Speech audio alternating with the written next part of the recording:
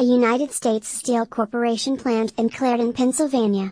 President Trump's plan to place tariffs on steel and aluminum imports has sparked fears of a trade war. Spencer Platt/Getty Images. A defiant President Trump tweeted on Friday, "Trade wars are good, and easy to win." Trump may have fired the opening shot this week when he announced plans to impose stiff tariffs on imported steel and aluminum. In this battle, as with any war, some people get the spoils while others get caught in the crossfire. The tariffs are intended to protect America's domestic steel and aluminum industries, which Trump said used to be a lot bigger. According to the Commerce Department, U.S. steel employment has dropped more than a third in the last 2 decades, while aluminum jobs shrank nearly 60% between 2013 and 2016. The thing about those jobs is that they're hard to replace in those communities in the industrial Midwest, said Scott Paul, who heads the Alliance for American Manufacturing, which represents steelmakers and the Steel Workers Union. It's likely that the workers who lose those jobs will never find another job, or if they do it will be at a much, much lower pay grade. Paul's group has been running TV ads urging the administration to crack down on metal imports. He was delighted by the president's surprise announcement, which called for even bigger tariffs than the Commerce Department recommended.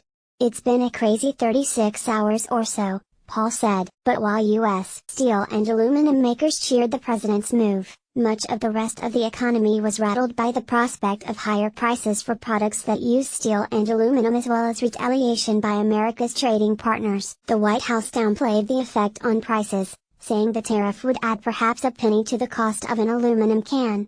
But consuming companies were not mollified. "Those pennies add up," said Jim McGreevey, president of the Beer Institute. "Last year, American brewers bought more than 36 billion beer cans. Multiply that by dozens of other metal-consuming industries."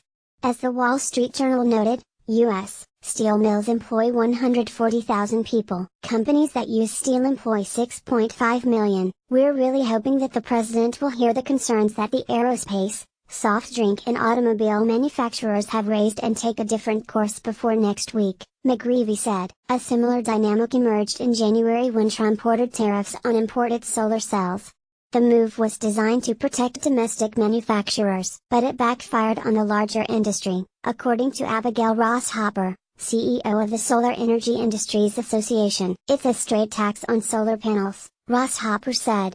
"It's more expensive to build projects and more expensive for citizens to put solar on their roofs, and I think we'll see there will be less solar built than otherwise would have been."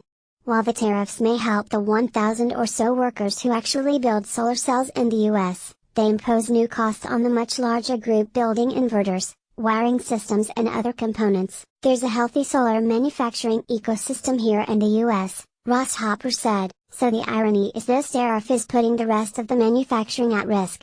Other countries have promised to fight the proposed tariffs on steel and aluminum with import restrictions of their own, targeting Kentucky bourbon, for example, or Harley-Davidson motorcycles. U.S. agriculture could also take a hit. "Farmers oftentimes get stuck in this tit-for-tat retaliation," said Kristen Duncanson, who raises soybeans, corn and hogs in south-central Minnesota. "It just is not good for American agriculture." Like many farmers, Duncanson is heavily dependent on export markets in Europe and Asia. "We figure here in Minnesota, about 1 in every 3rd row of soybeans gets exported," she said. Duncanson said many farmers have been buttonholing Agriculture Secretary Sonny Perdue at a commodities conference in California this week, hoping he might persuade the president to change course. "We'll ask him to make sure that the president realizes what these kinds of actions mean to America's farmers and ranchers," Duncanson said. "And I can tell you there's some phones ringing off the hook in congressional offices, too."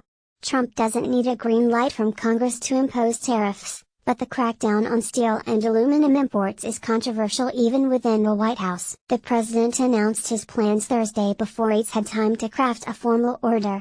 That means things could change before the tariffs are actually put in place. "We're not taking anything for granted yet," said Paul, the tariff supporter. "We realize there's a few days before the president said he would finally sign something,